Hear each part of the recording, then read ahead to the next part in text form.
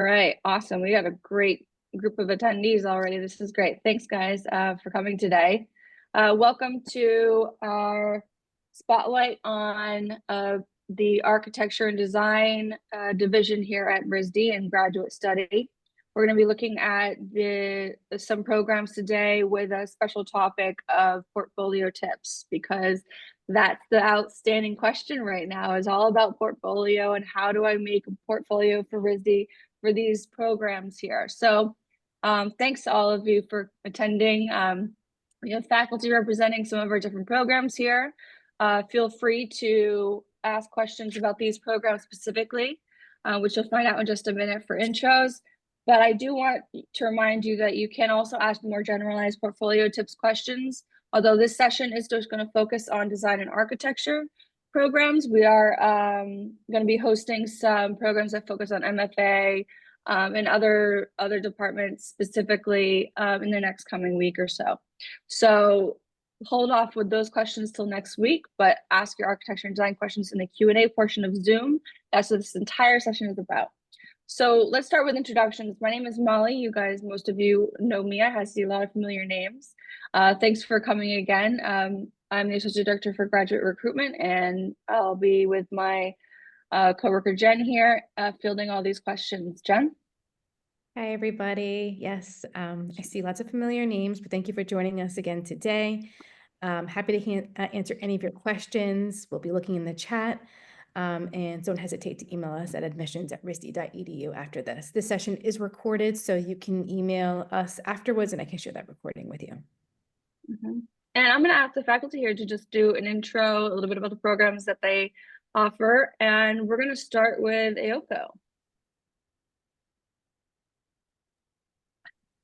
Hi, everybody. My name is Ayako Takase, and I'm the graduate program director of an industrial design program where you will receive Master of Industrial Design.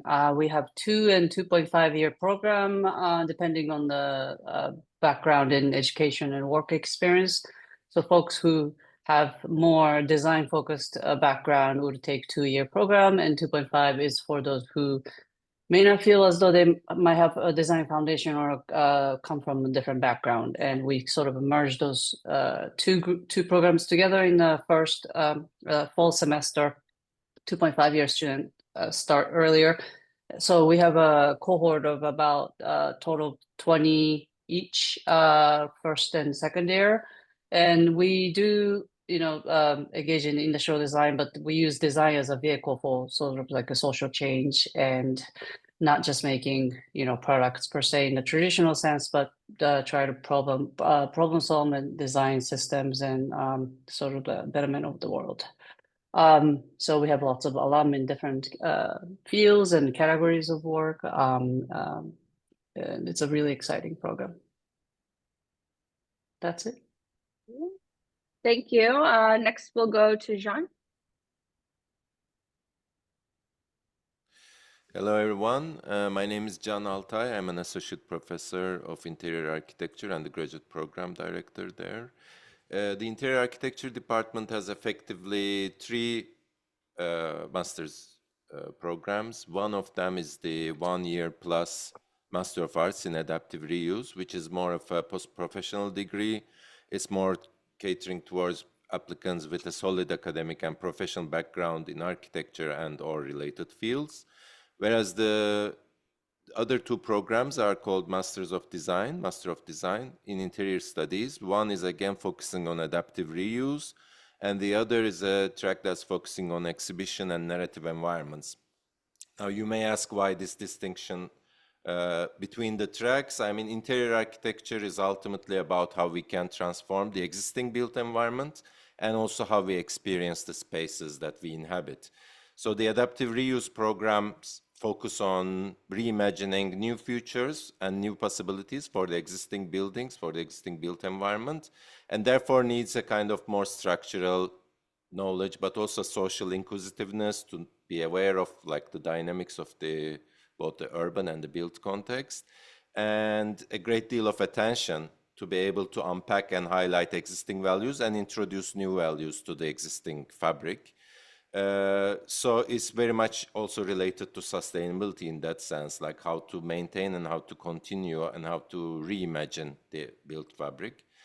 Meanwhile, the exhibition and narrative environments focuses more on the experience side, on telling stories and conveying ideas through space, which means a much more atmospheric or dramatic or experiential take on design, often resulting in temporary but yet still very meaningful spaces. And alongside exhibitions as we know them, environments of cultural exchange, scenographic work such as stage design, brand spaces, fashion runways are all examples that come to mind when we say narrative environments. Whoops. And happy to turn take my- your questions when the time comes. Yeah, please do type your questions in the Q&A so we can get started. And Debbie, have you introduce yourself? Good morning, everybody. My name is Debbie Chen. I'm an assistant professor in the architecture department and also graduate program director here. So the architecture department at RISD offers two different tracks, a 3-year professional degree, an MArch degree track, and also a 2-year advanced standing MArch track. I should emphasize that both degrees are professional degrees. So our students are coming in without a Bachelor of Architecture degree previously. That's a question that we often get. We have students applying with a 5-year degree, and I would say I would encourage you to look into post-professional degrees elsewhere because both our tracks are for students who have yet to acquire a professional degree.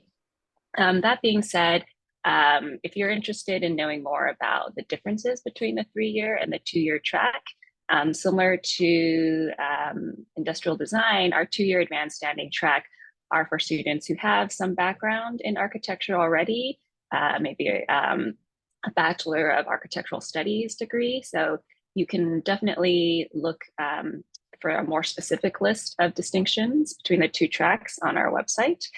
Usually it comes with a certain number of studios that we've already taken, a certain number of history, architectural history, and architectural technology classes as well. Similar to what my colleagues here in interior design and also industrial design are focusing on architecture. In some ways, we look at the construction or the kind of the design of our built environment at very different scales. We definitely address buildings and building typologies, building construction methods and materials, but we're also charged with the task of thinking more broadly about what it means to be stewards of our built environment. And so we work a lot or think a lot about what that means across disciplines. We often engage with conversations, I think, around a building's role or building's consequences within a context. So we talk about urban issues, we talk about ecological issues, social issues, political issues, while also addressing the kind of nuts and bolts of making architecture and making buildings. Great. Thanks so much. That was a really great introduction, but it is really just an introduction. We're just going to kick it off with some pretty basic questions. Again, the focus is on the portfolio, but if anybody has questions about the programs, more in depth about the curriculum, and certainly about the application, financial aid, you know, Jen and I are happy to talk about that. So we welcome any questions that you guys have. The first question here, right off the bat, I think all of you could answer this, but this is specifically looking at, actually, I don't know what program they're looking at. Let's just ask the question. All right, is it advisable to put working drawings like AutoCAD interior drawings in a portfolio? And if that attendee wouldn't mind just telling us what department they're looking at, that'd be helpful. But I think it's relevant to everybody here, right? Is it advisable to put working drawings like AutoCAD interior drawings in a portfolio? Whoever. Uh, Go ahead, John. should I go? Debbie, do you want to go? You can go first, and then I'll. Well, I mean, I guess the answer is it depends. If those drawings contribute to the story they are building with their portfolio, by story I mean a kind of demonstration of their experience and abilities. If it has a kind of place in that sense, definitely it can go. But the process of making a portfolio, designing a portfolio, is also very much an editorial process. So one needs to think about the balances between the range of work that they are kind of placing inside the portfolio. So if they are sensitive to those balances and the editorial process, then and if those drawings contribute to the image that the candidate wants to draw about themselves, absolutely. If not, it's not necessarily a good thing to kind of fill it up with technical drawings, I would say. Yeah, I agree 100% with John. I think thinking about a portfolio and the limited real estate that you have, we advise that I think each image or drawing is trying to convey multiple things. So if it's and I guess I'll interpret working drawing as maybe a more technical drawing, maybe a drawing used professionally. I think there are moments where that could be successful and communicate a certain proficiency skill-wise about the applicant. But I would also maybe ask the question, are there other ways to demonstrate that proficiency through other types of drawings, ones that are more editorialized or more curatorial, so that they're demonstrating beyond a professional proficiency, certain, I would say, representational choices or aesthetic choices that the candidate might want to kind of bring to the forefront. Yeah, thank you. Go anything else from? I know that it was referring to sort of like AutoCAD interior drawings, but there are lots of architecture students also applying to industrial design. So I'd say that in this case, you may not have enough industrial design work to present as a part of your portfolio. I really encourage you to include your discipline, your interest in the things you've been focusing and working on. And drawing is a part of the practice. So not to fill the portfolio with the drawings, but just show us within the 20-page, there's something that talks into your proficiency and sort of like love for the drawing, or the way you approach with or relationship between your computer-aided program to how you practice those narratives, just like Debbie and John said.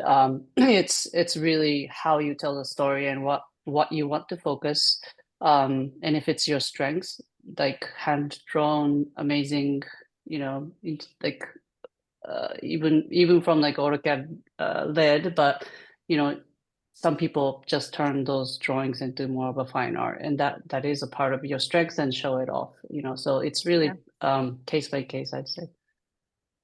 Yeah, great, thanks you guys. That gave us so much just right there, that clip. So I think that's super helpful. And it tees up a lot of questions. So we'll move right along here. So this one is for interior architecture. Does the narrative and exhibit space or the narrative and exhibit or environmental narratives have only the result in a commercial space usually? I think this is asked about jobs. But. Yeah, no, this is a great question.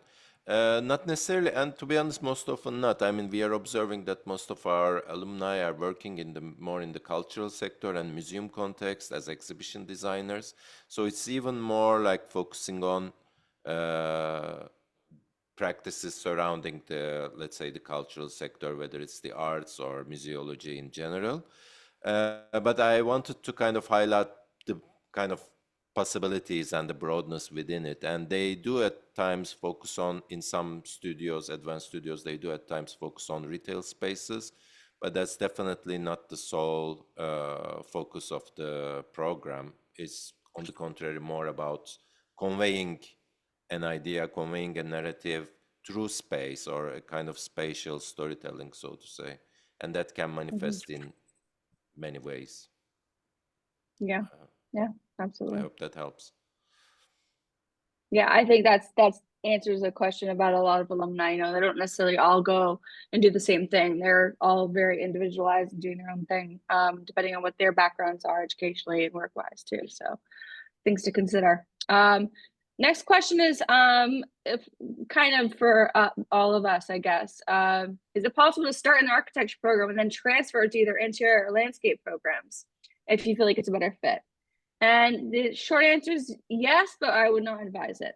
And the reason for that is because we want you to apply to the program that is best suited for your interests and what you need from the get-go. And one way to do that is to come to a portfolio day for us to look at your work, understand what your goals are, what you're trying to do, which world you want to live in. So I think there's that part of you actively seeking out which program is a better fit for you.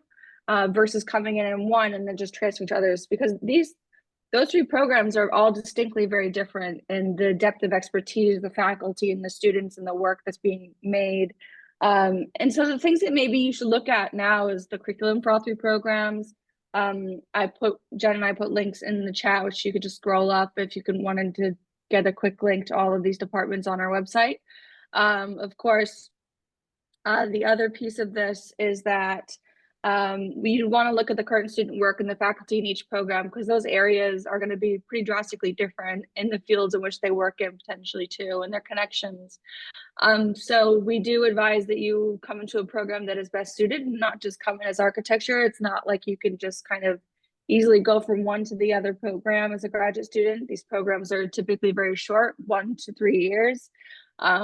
And so we ask that you come in as the program that you intend to pursue. Anyone else want to add to that? Just kind of a fundamental.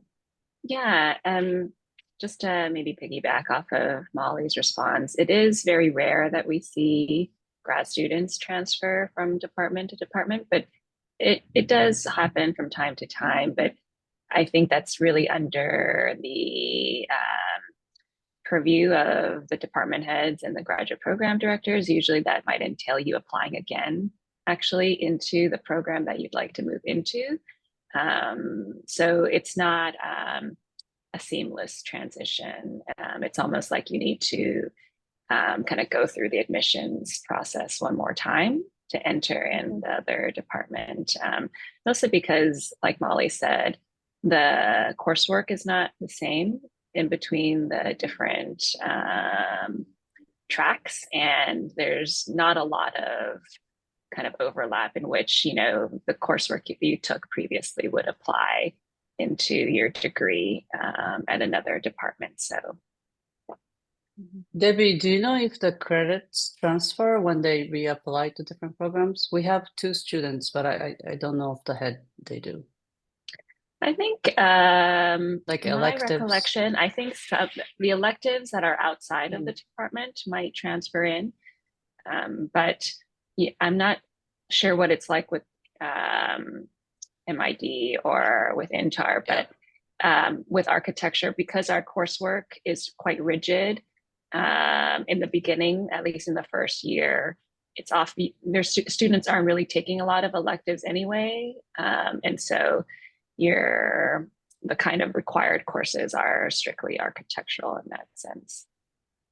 Yeah, in ID, in my experience, so we had 1 student leave to glass department and 1 student come from one of the architecture program, and they basically reapplied to the program, got accepted, went through the the fellowship and all those financial aid completely separately, and restarted as a brand new student in different department.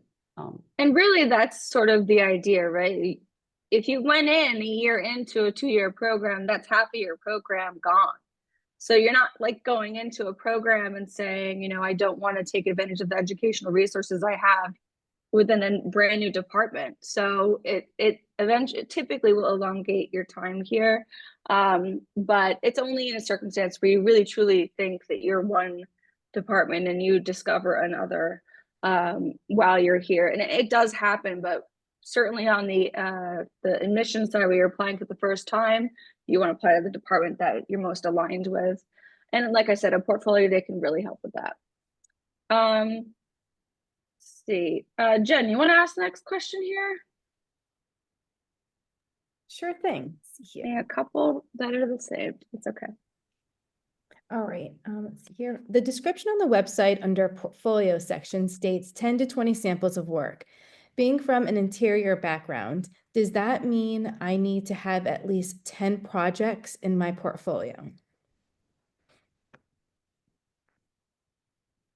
So this is a question that we field very often, the distinction between projects and images in the slide room. And we always tell people that the main part of applying to RISD in your portfolio is curating. You know, we don't need to see all of your work. We just need to see a selection of your work. But perhaps, Debbie, you'd want to just elaborate a little bit about like what exactly you're looking for in regards to projects versus images for the slide room portfolio. Sure, yeah, I think this also segues into maybe some other questions about text. But I think all of us, you know, we always emphasize that on slide room, the interface, the digital interface through which you submit the portfolio, you're submitting pages and not a book or of a PDF. So these pages you have between 10 and 20. You can, I think the main question is how many images is appropriate for a page, right? Because that might answer indirectly this question of projects. It's always best not to clutter a page. So, you know, don't think about a page as like a spread in a book where, you know, you have like 5, 10 images with lots of text. A page really wants to feel like just one single spread.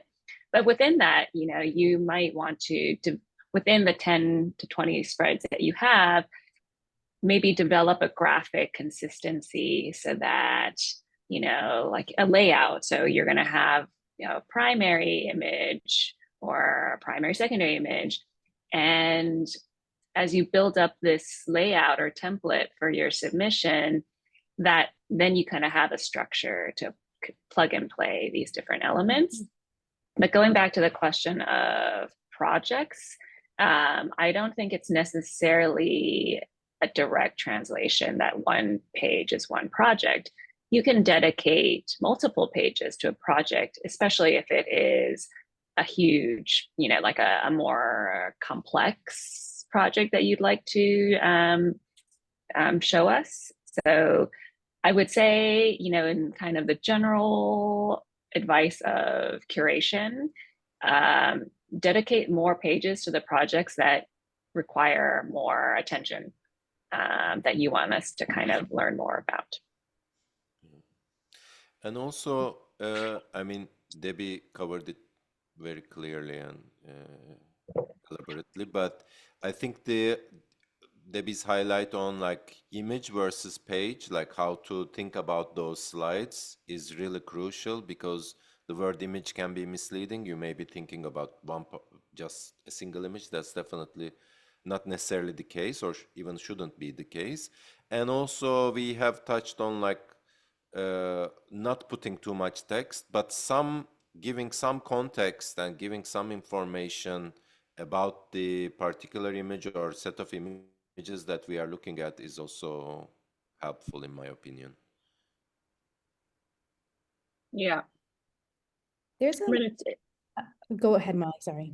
Yeah, no, there are a lot of questions that have to do with the 10 to 20 samples. I was just going to touch on the next question, Jen, which talks about how I advised someone last week at a portfolio day to not include a cover page, table of contents, or a CV, because right there, that's 3 pages. So can you guys talk about why that's not needed?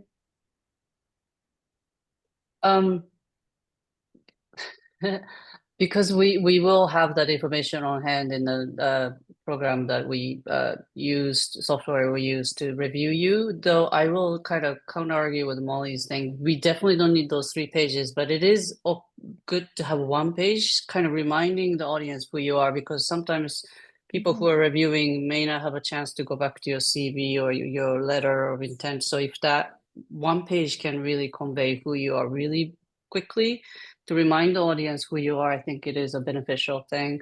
But at the same time, also, I would really practice using the slide room in how the pages are actually viewed, right? So the reviewers are looking at the laptop screen, and that's the real estate you have. It's not a, you know, we could infinitely zoom in, but it's a really cumbersome program to do that. So if you cannot convey who you are at a glance of that laptop scale, right, you just really need to make sure what stands out, and sort of like, Debbie was saying in the composition, but better samples, writing samples, how small it is it, relevant information, can you speak in the visual instead of, explaining in paragraphs? Those are the things you just sort of have to ask yourself objectively. And even to have, your relative or somebody who do not understand your work, just have them look at it and see if they can digest it. If they can't, you need to kind of work on that. So it's just, that's just the basic beyond the contents. It's just how you're quickly communicating to others. Yeah, and then one last thing that Ayako's comment brought up for me is sometimes for whatever reason, we get submissions that have like different page sizes. So all of a sudden, like, maybe a group of 5 images or slides are maybe a standard. It feels like a standard, like 11 by 17 kind of proportion. And then we get another standalone image that is really long or wide. And that is a little cumbersome for us as we review, because we're trying to build a momentum as we look through these images. And what that tells me, at least as a reviewer, if it does jump image scale, is that that image hasn't been formatted to belong into the kind of template or let's say the main document that you're building. So my advice would be to actually determine a standard template and stick with that template so that all your 10 to 20 pages follow that consistent graphic identity. Yeah, and I just want to touch one more thing on this, and then we can move on. We have a lot more portfolio questions to go through here.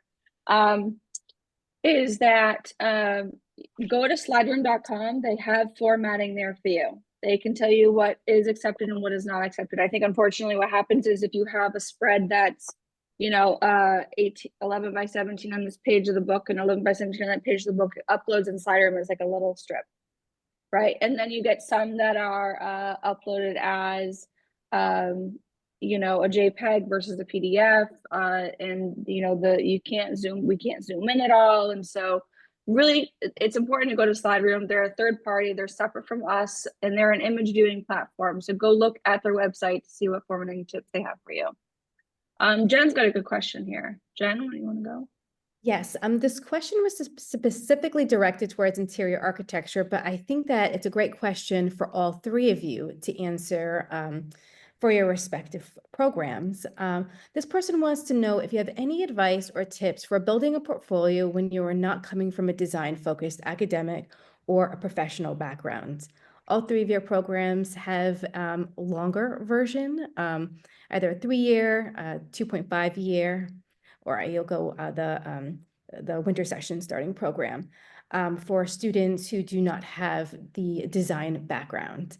What would you recommend for these applicants to put in their portfolio? John, if you would like to start. Sure. Thank you for the question. It's definitely a good one. First of all, I would like to remind that, as Jan said already, like these programs are catered to also include and welcome candidates from different fields. So we are well aware that you may not be equipped with the conventions or with the tools or with necessarily the kind of even a body of work directly in relation to the particular field that you are applying to, or interior architecture in this case. But it would be, I think, crucial to get a sense of like your visual sensibility, your approach, the way your outlook into the world, the way you look at things, the way you observe your observations. There can be many other means of kind of conveying that, demonstrating that. I've seen previous portfolios of current students who only had a series of photographs, for example, but along with the other elements of the application, it builds a whole that that particular student is now kind of enrolled in the department. So it really, again, depends on your own particular story, on how your interest in the field has emerged, why you think you are a good candidate for this department. And I think it's important to not try to show as if you are experienced in the field, but rather embrace your own kind of your own background, your own experiences, your own kind of outlook and view of the world, and convey that and argue how that relates to the practice of spatial and interior architecture. Thank you. Debbie, would you like to elaborate? Yeah, I mean, I agree 100% with what John said. I think point of view perspective is really at the top of the list when it comes to us trying to get to know you as a candidate. And part of understanding that point of view is really getting a sense of, what questions do you have? What are the topics that you want to engage in as a graduate student? Because this is kind of, graduate study is kind of a self-driven, self-initiated course of study, right? That you are now becoming masters of your own kind of education. And so what we try to get a sense for, even if you don't have a background in whatever department you're applying into, is how would you want to frame this in kind of exploration that you're going to undertake in the next 2 to 3 years?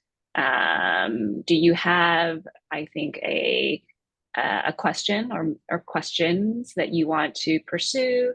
Do you have a way, are you demonstrating a way that you're translating these questions or this perspective into some sort of creative practice?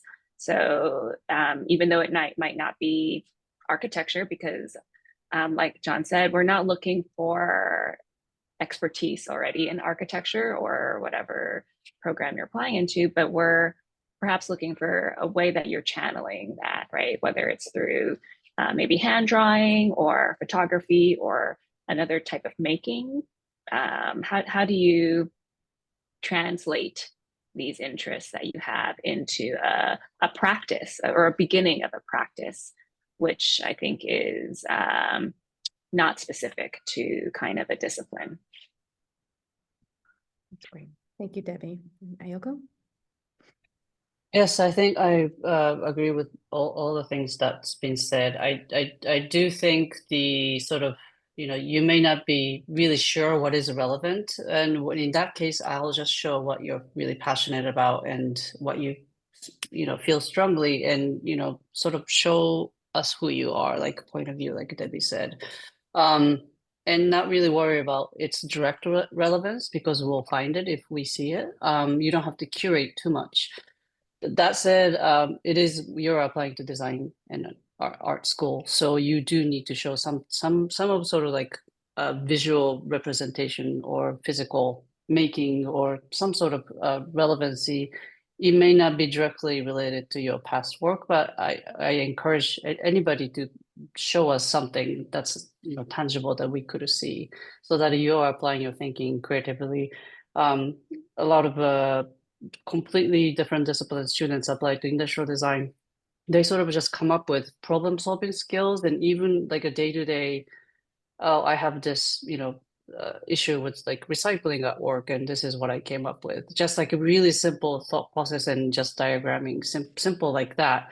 You can start to see how this person is different from just, sort of like a business background student who is, that student applicant who may be thinking from a different point of view. And we can see how a creative, methods in brainstorming, ideating, and sort of like problem solving, and even like a little example like that. So if you don't see something, don't worry about it. But if you're really worried about it, create some small project that could showcase what you think you want to also improve. We're not looking for perfect candidate either. Like, you should be a work in progress where you're showing who you are, where you are. And with your intent letter, we understand what you want to be throughout the program. And this is like building block. So if we see a potential, right, we'll work with you throughout the program to sort of like get where you want to be. So just keep that in mind and try not to have a biased idea of what portfolio needs to be when you're applying. That's really important. That's great. Thank you so much. All right. I think it's important to note that you're not applying for a job, you're applying for a graduate program. So there's a big difference there in the type of portfolio that you're going to submit. And I just say that because a lot of the students are doing both at the same time as me. They'd love to be able to just make one thing that's for everybody. But unfortunately, I think what we're looking for, not unfortunately, fortunately, it might be a little bit more of a challenge for you, but that's the idea. That's the idea, to really rethink the way that you're presenting your work, actually. Jen, you got any more? Otherwise, I can jump to the next question here. Feel free to jump to the next question. All right. So this is specifically for architecture, related to their undergraduate, which is also in architecture. They have a research, a thesis paper, a research paper. Would you recommend putting that into your portfolio, and how, especially if you wanted to do a lot of research in your program? Yeah, I think that's a very good question. I believe there is a way to submit research paper as a supplemental element. You wouldn't have to upload it as part of your portfolio. You can put it in as like another document and then just name what it is, and it will be part of your application. Yeah. Although I will make the distinction that if it's a history theory research-based paper, well, regardless of what type of paper it is, it should be submitted under the supplemental category. But I will be honest in saying that RISD is not, we don't do written theses. Our theses they might have a component of writing, but they cannot be strictly writing. There is a requirement to produce design work as part of the thesis. So I want to get that out there, because some students come in and halfway through they request to do just a written thesis, and that is not in alignment with the requirements that we have across the board for all our thesis students. Yep, and that goes to say for all of the 17 over 18 graduate departments, they're all studio-based programs and require a portfolio. And that's part of the, I like what you said earlier, it goes part of the building blocks, of the system that we have created here. So for sure. Thank you. Let's see, what else do we have here? Will you show us examples of what you want in a portfolio, or an acceptable portfolio? Who wants to go at that one? Debbie?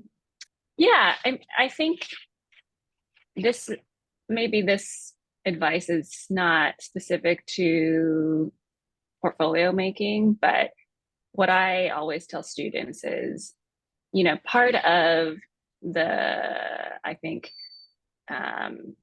what you're learning here as a student is also how to curate your own sensibilities. And a part of curating your own sensibilities is by looking at a lot of work, right? You are building your repertoire of projects that exist out there in the world by architects, artists, graphic designers, industrial designers. You want to look at work and be able to arrive at an opinion about that work and why you like it, why you don't like it, why it's important to the discipline. And you can apply that same philosophy to the art of portfolio making. You don't need us to tell you what a good portfolio looks like, because there's a lot of examples out there in the world already on just good portfolio making guidelines. You can go to the library and find books about it. You can go online and find websites about it.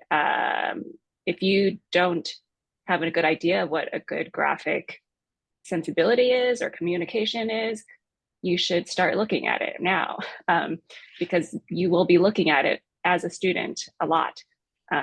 So there's no time like the present to start. Yeah, and Jen just put a link to our thesis show. I think that is a great example too of like someone whose work you could really point to say they were accepted here and this is what they're working on. Yes, it is at the end of their career here, but it still points to that idea of something that's like, good or acceptable. Thank you for clarifying that. We get that question a lot. Let's see, Jen, you got anything out there? I'm just scrolling through. I'm just trying not to answer the same questions again, so we're going to be a little bit more selective here. Jen, you're muted. Gosh, dang it. There you go.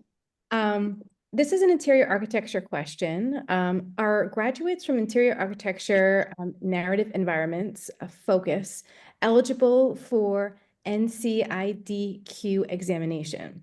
If not, is it possible to take additional courses to be eligible during the program? Would you like to chip in, Molly? Are you? No, I'm hoping that I can learn something from your answer right now. Well, I know that the 2-year adaptive reuse program graduates are eligible for the licensure exam, but we are not a licensure granting department in the sense that the moment you're graduate, you are eligible. And to be frank, I don't have a case in the short history of the E&E program of this. So yeah, I may have to circle back on this. Yeah, I think that's the answer to the question, right? I think all paths are accessible, right? Depending on what you want to do. But I think the ability for us to allow you to make those decisions and not have this predetermined thing in your head potentially when you come in is maybe a good idea.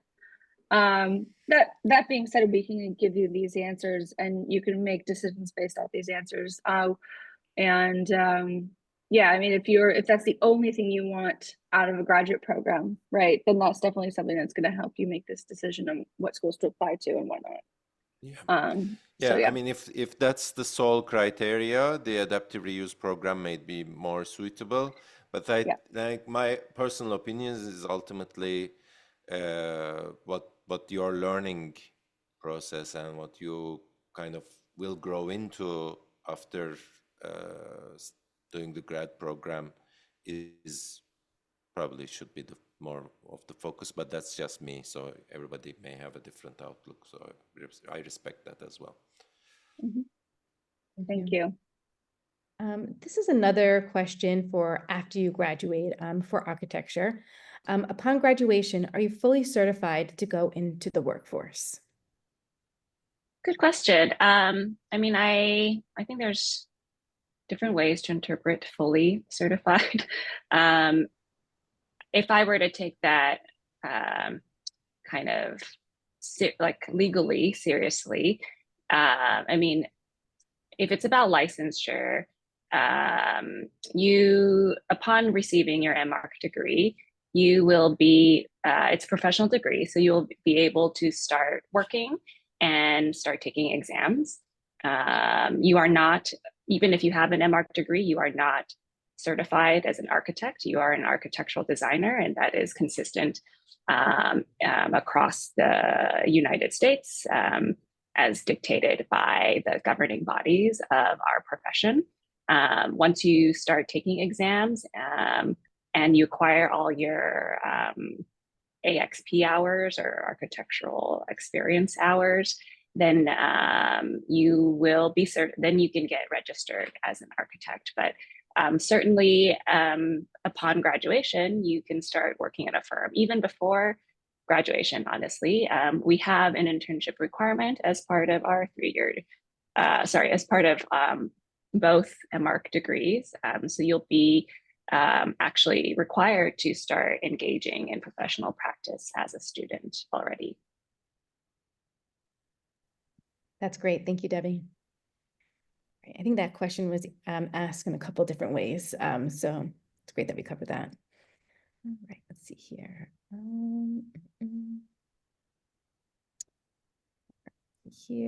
For interior architecture, does the technical learning of both exhibition and adaptive reuse courses, are they the same? I understand the design thinking focus must be different. Great question. Thank you for that.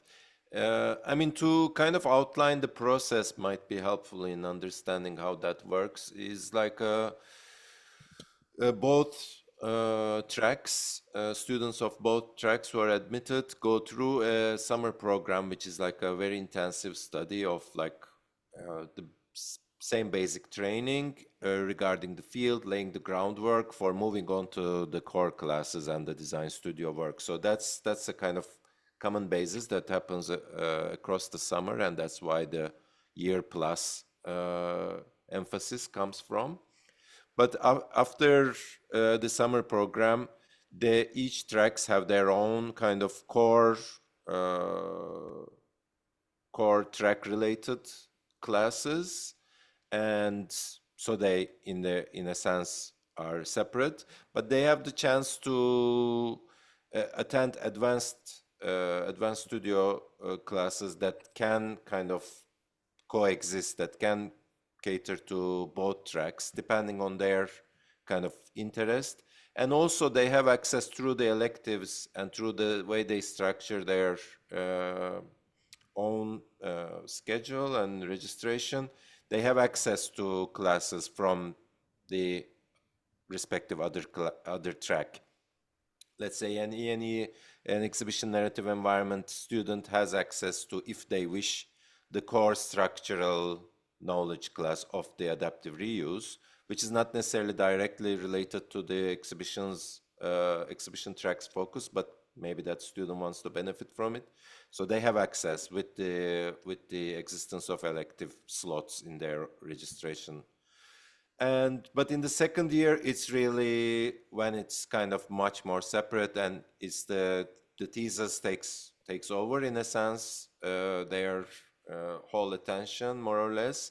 So with the thesis, they are really dedicating themselves to that particular kind of field or subfield that their track is focusing on, and also building on, as Debbie and Ayako both suggested earlier on, their own work in relation to these fields.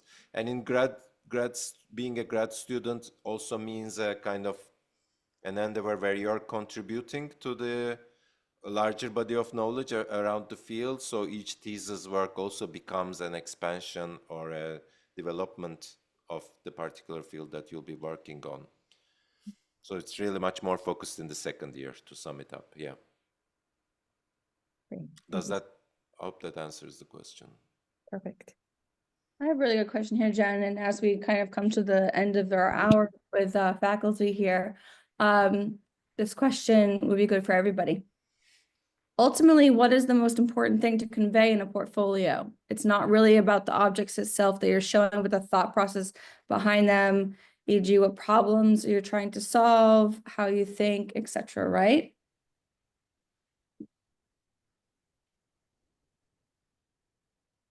Anyone want to jump in on this?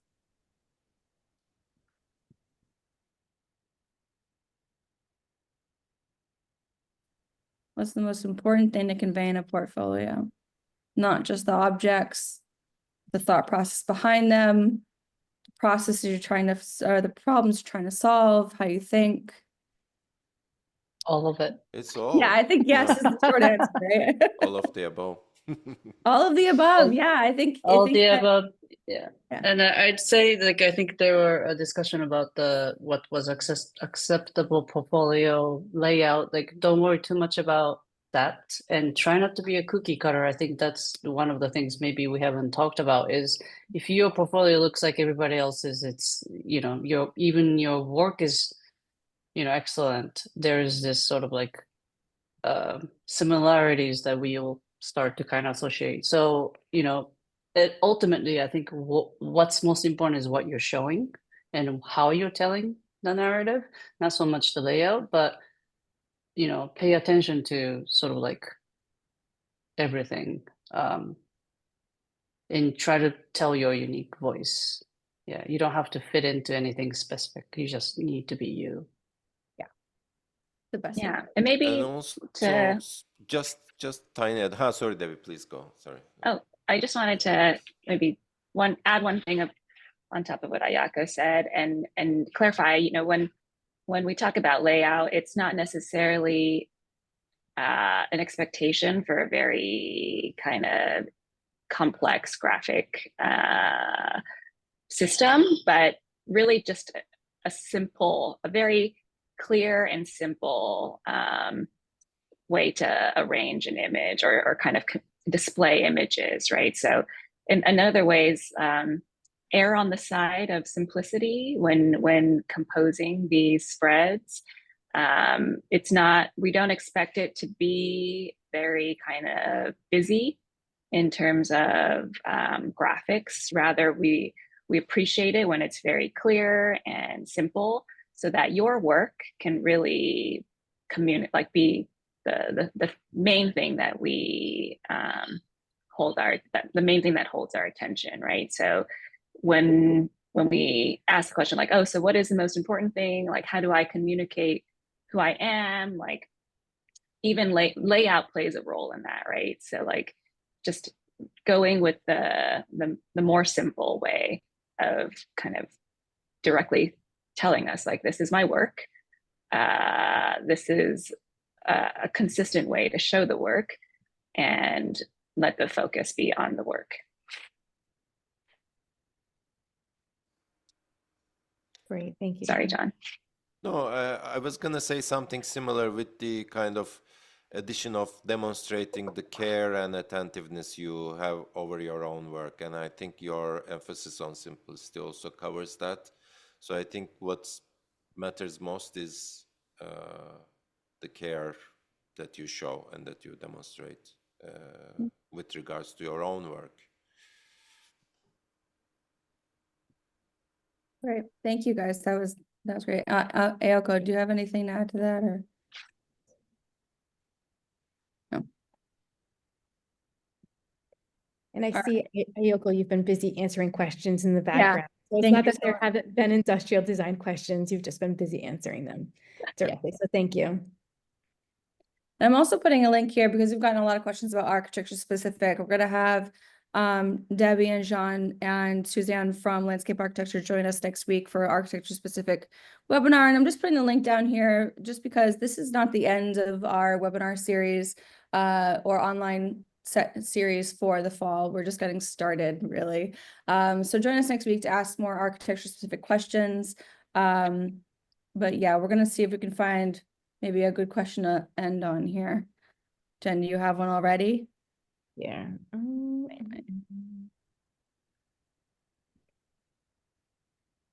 Really, I mean, all the questions here are pretty simple, but you know, I think something that I like to just ask that all of you can answer is like, what excites you? Like, what when you're looking at portfolios, what is something that you see that you're like, wow, this is somebody I want to have here at RISD. What are you like? What are you looking for as somebody to be part of your cohort here?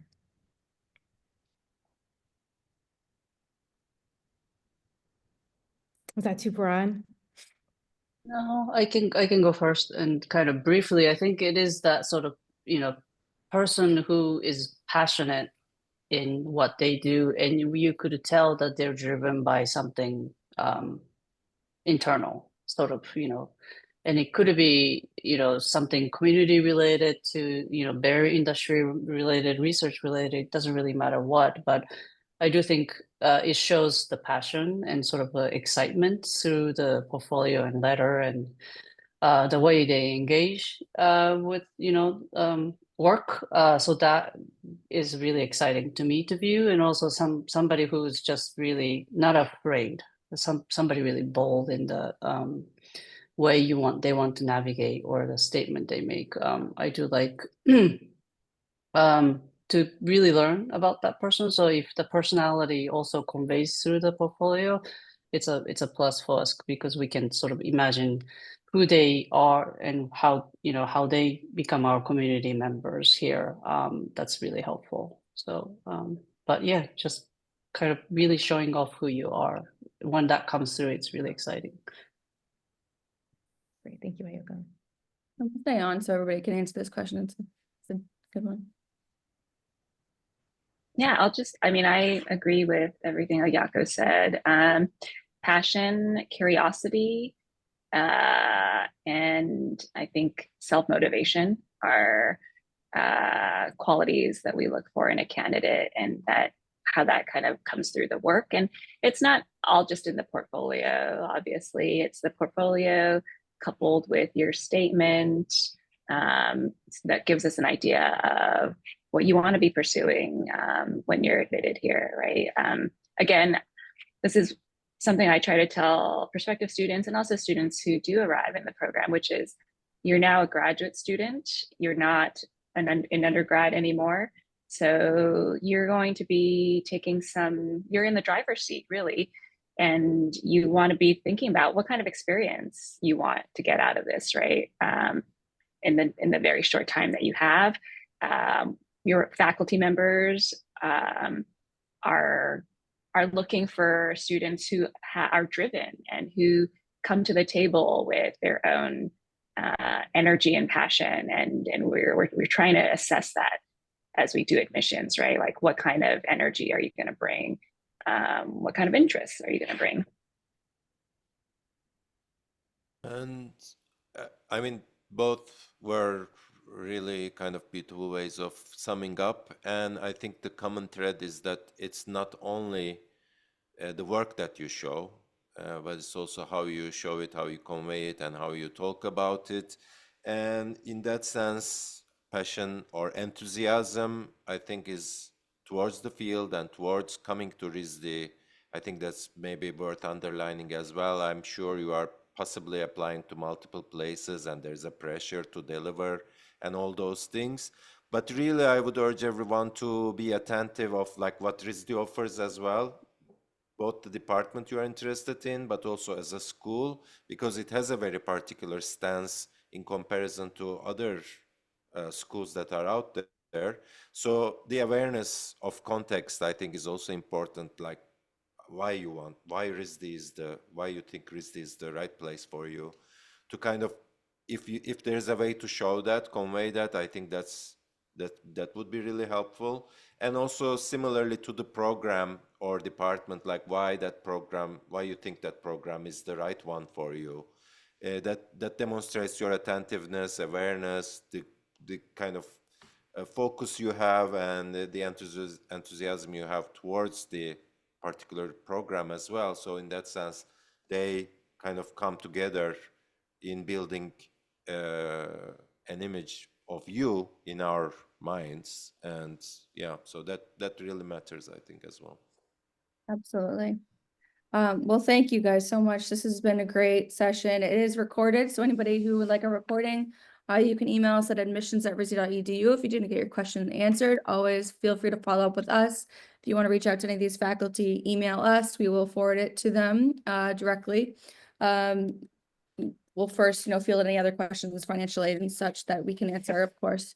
We answered 44 questions today, so I think we did a pretty darn good job. But I know that there are maybe some more questions that remain. This is not the last session we're going to have. We're going to have lots more sessions. So go to our events page on RISD.edu, and you can see all of our upcoming graduate events.